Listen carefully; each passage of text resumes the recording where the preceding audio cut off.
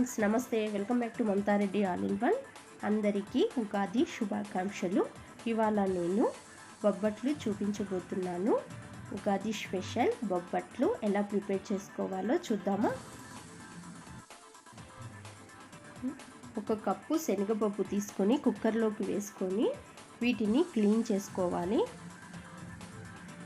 చూడండి, క్లీన్ చేసిన తర్వాత మనకు శనగపప్పు మునిగే వరకు వాటర్ని అయితే వేసుకోవాలి. చూడండి, ఈ విధంగా మునిగేంత వరకు వాటర్ వేసుకుంటే సరిపోతుంది. ఇప్పుడు ఇందులోకి కాస్త సాల్ట్ని వేసుకొని స్టవ్ ఆన్ చేసుకొని ఒక 2 విజిల్స్ వచ్చే వరకు కుక్కర్ని ఉంచుకుందాము. ఇప్పుడు ఒక బౌల్ తీసుకొని ఒక కప్పు మైదా పిండిని తీసుకోవాలి. ఇందులోకి కాస్త వాటర్ని వేసుకొని పిండిని కాస్త జారుడుగా వచ్చేలా కలుపుకోవాలి. మరీ గట్టిగా కలుపుకోకూడదు. ఇందులోకి కాస్త ఆయిల్ని కూడా యాడ్ చేసుకొని పిండినంతా కలిపేసుకుందాము. చూడండి, ఈ విధంగా పిండినంతా మెత్తగా కలుపుకోవాలి.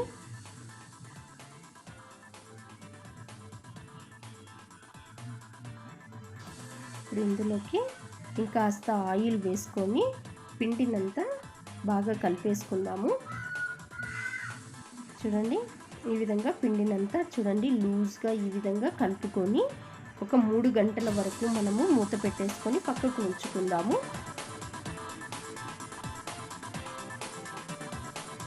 ఇప్పుడు 2 విజిల్స్ తర్వాత శనగపప్పు అయితే చూడండి బాగా ఉడికిపోయింది. ఇప్పుడు శనగపప్పులో ఉన్న వాటర్ అంతా స్ట్రైనర్లోకి వేసుకొని ఈ విధంగా వంపేసుకోవాలి. ఈ శనగపప్పులోని వాటర్తో చారు చేసుకున్న చాలా టేస్టీగా ఉంటుందండి. ఇప్పుడు మనము ఒక మిక్సీ జార్ తీసుకొని ఉడికించుకున్న శనగపప్పును వేసుకొని ఒక కప్పు శనగపప్పుకి 1 కప్పు బెల్లం సరిపోతుంది. ఈ బెల్లం వేసుకొని ఇప్పుడు మనము గ్రైండ్ చేసుకుందాము.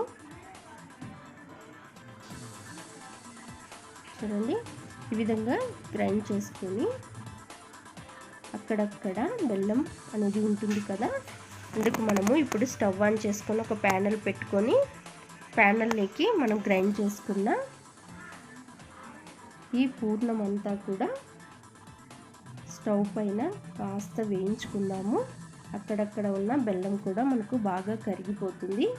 ఇందులోకి 1 స్పూన్ వరకు యాలకుల పొడి, కొబ్బరి పొడిని కూడా యాడ్ చేసుకుందాము. చూడండి, ఒక 3/4 స్పూన్స్ వరకు అయితే కొబ్బరి పొడిని యాడ్ చేశాను నేను. ఇప్పుడు ఇదంతా కలిసేలా బాగా ఒక 2 నిమిషాలు ఈ విధంగా వేయించుకుందాము. చూడండి, ఇప్పుడు స్టవ్ ఆఫ్ చేసుకొని చల్లారనిద్దాము. ఈ విధంగా చల్లారిన తర్వాత ఇందులోకి ఒక 2 స్పూన్స్ వరకు నెయ్యిని యాడ్ చేసుకొని ఒకసారి పిండినంతా కలిపేసుకుందాము.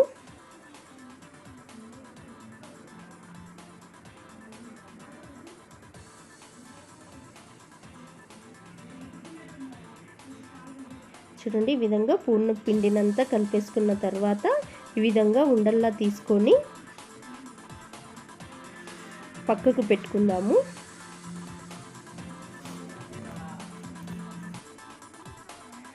ఈ విధంగా మొత్తం ఉండల్లా చేసుకొని రెడీగా ఉంచుకుందాము. చూడండి, ఈ విధంగా చేసుకున్న తర్వాత ఇప్పుడు మనము ఒక 3 గంటల పాటు కలిపి ఉంచుకున్న పిండిని చపాతీ ఉండల్లా ఈ విధంగా చేసుకొని ఇప్పుడు ఒక ప్లాస్టిక్ పేపర్ పైన మొత్తం నెయ్యినైతే రాసుకుందాము. ఈ విధంగా మొత్తం పేపర్కంతా నెయ్యినంతా రాసేసుకోవాలి.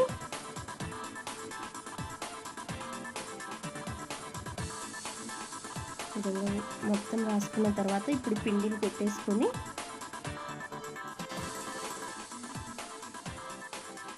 ఈ విధంగా కాస్త ప్రెస్ చేసి ఇప్పుడు మనము పిండిని మధ్యలో పెట్టేసుకొని మొత్తం క్లోజ్ చేసేసుకోవాలి. ఈ విధంగా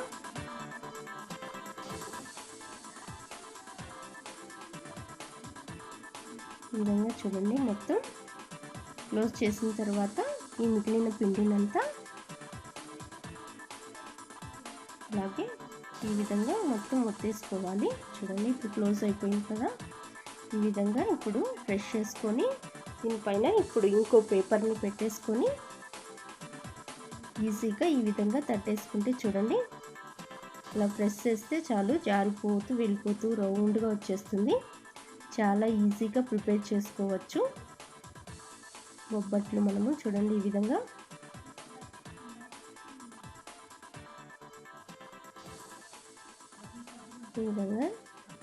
మొత్తం మనకు ఏ సైజులో కావాలంటే అంతవరకు ఈ విధంగా ఫ్రెష్ చేసేసుకోవచ్చు. చూడండి మరీ పలుచగా రానివ్వకుండా ఈ మాత్రం భక్ష్యాన్ని ప్రిపేర్ చేసుకుంటే సరిపోతుంది. ఇప్పుడు స్టవ్ ఆన్ చేసేసుకొని ప్యాన్ పెట్టుకొని వేడైన తర్వాత చూడండి ఈ విధంగా భక్ష్యాన్ని వేసుకొని చిన్నగా పేపర్ను తీసేసుకోవాలి. ఇప్పుడు ఒక 2 స్పూన్స్ వరకు నెయ్యినైతే మొత్తం యాడ్ చేసుకుందాము.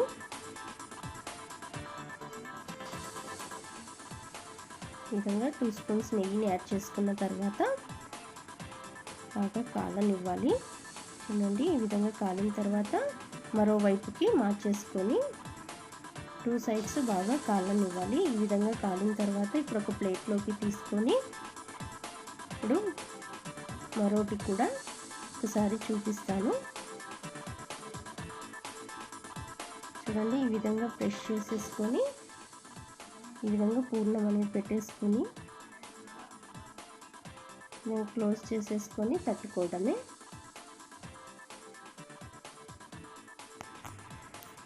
చూడండి ఈ విధంగా దీనిపైన మళ్ళీ ఇంకో కవర్ని పెట్టేసుకొని ఈ విధంగా చూడండి చేత్తోనే నీట్గా తట్టేసుకోవచ్చు. ఈ విధంగా ఇలా ప్రెస్ చేస్తూ ఉంటే పిండి అనేది వెళ్ళిపోతూ ఉంటుంది లూజ్గా. చూడండి ఈ విధంగా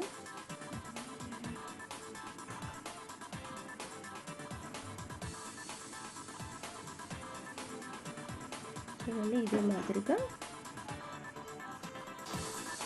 ఇట్లా ప్రెస్ చేస్తూ ఉంటే పిండి అనేది చూడండి ఈ విధంగా లూజ్గా వచ్చేస్తుంది.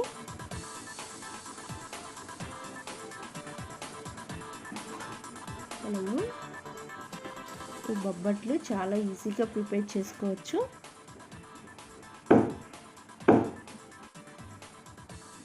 చూడండి ఈ సైజ్ వరకు చేసేసుకుంటే సరిపోతుంది. ఇప్పుడు ప్యాన్లోకి వేసేసుకుందాము.